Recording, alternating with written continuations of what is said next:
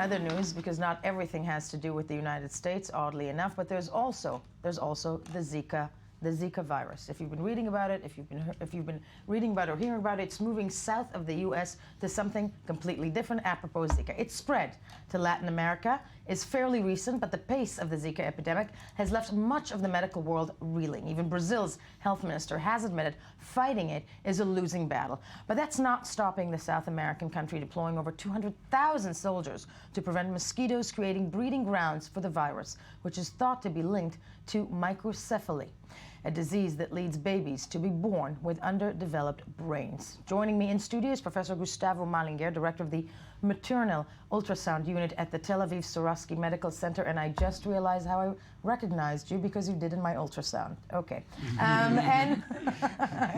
And with that, before we break that down, let's take a look at the following report and discuss. Don't get pregnant. This is the only real advice women are receiving across Latin America and the Caribbean as an incurable mosquito-carrying virus sweeps the region. The warning has made 16-week pregnant mother Manuel Mel nervous. If I hadn't already been pregnant when the information spread, I would have definitely postponed it, so I wouldn't have to go through all this stress. Zika, as the virus is called, has suspected but so far unproven links to microcephaly, a disease in which babies of women bitten during pregnancy are born with smaller craniums. It's a birth defect that can result in brain damage and even death. The situation is very alarming. It's an emergency situation, not only for Brazil, but all the countries affected by globalization, and also by climate and increasing temperatures.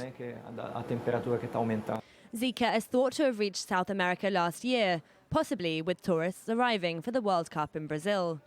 With the start of the Olympic Games in Rio de Janeiro later this year, officials are rushing to get rid of mosquito breeding grounds. But the WHO is anticipating a widespread epidemic, and given the little we know about its links and causes, avoiding pregnancy or even abstinence may be the only surefire way to stop the spread. Now, with me, as we said, Professor Gustavo Malinger, the director of the maternal ultrasound unit at the Tel Aviv Sorovsky Medical Center. I want to start with you because every woman around the world, every woman who's considering to be pregnant or who is pregnant is terrified about this story. My understanding is, and correct me if I'm wrong, that this virus is transferred, or what we know, only via the mosquitoes. Okay, the big majority of the cases has been described that the virus has been transmitted through the mosquito. There are some few reports about the possibility that it may be also found in the semen. So it may be also possible that it will be transmitted by sexual contact. But even in these cases, the disease is very short. So it is a period between 3 and 12 days the virus is not there. So probably it will be very easy to tell people, if you have Zika, don't have sexual intercourse during these days. But how can it be, if you have Zika, what are the symptoms? Zika is a quite mild condition. The symptoms are fever, pain joint, arthralgia. Like a flu? It's very, very similar to a flu. There's conjunctivitis, and usually there's a rash in the skin. And it disappears very fast. So, and until now, the big problem is that until now there is not a serological test to see if you have been in contact with the virus or not.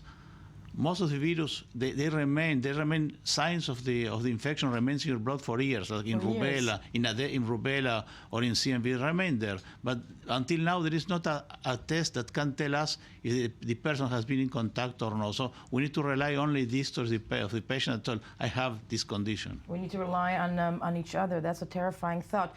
Do stay with us, because we're joined via Skype also by Christian Lindmeier, spokesperson for the World Health Organization.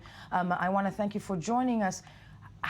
When it comes to this outbreak, which is now mostly in South America, but the reports are confusing. Is this spreading into the north? Is this going all throughout the world? And what are the stops that are put in place at this point? Well, what we see is that this virus, the Zika virus, is being spread by the same mosquito that is responsible for dengue, chikungunya, and yellow fever. That is the Aedes aegypti. So, and the Aedes aegypti is home in most of the tropical and subtropical regions. which means that if the Zika virus spreads with the mosquito, then we will see it in more areas of the world. Now, and in terms of stopping it, World Health Organization, not just your sole responsibility, but what can be done? Well, first of all, the main measures which can be done right now against the mosquito are trying to eliminate breeding places for the mosquito. So getting rid of all standing pools of water, small or big, fumigation, and the personal protection, of course, insect repellent, long clothes, and sleeping on a mosquito net where possible at night. More importantly, of course, it would be to develop a medicine or even a vaccine against the Zika virus. This has not been done so far because Zika, as the professor just pointed out, normally is a very mild, self-limiting disease, and that therefore had not been on the radar for trying to find anything against it. This dramatically has changed now with the possible link to microcephaly, this abnormal development of the head, right. And that's why researchers all around the world are high in gears to develop something now. I want to thank you for joining us from Geneva, from the World Health Organization. And Professor, I want to thank you very much. How concerned should all the women be at this point? I think that here in Israel there is no any motive to be concerned.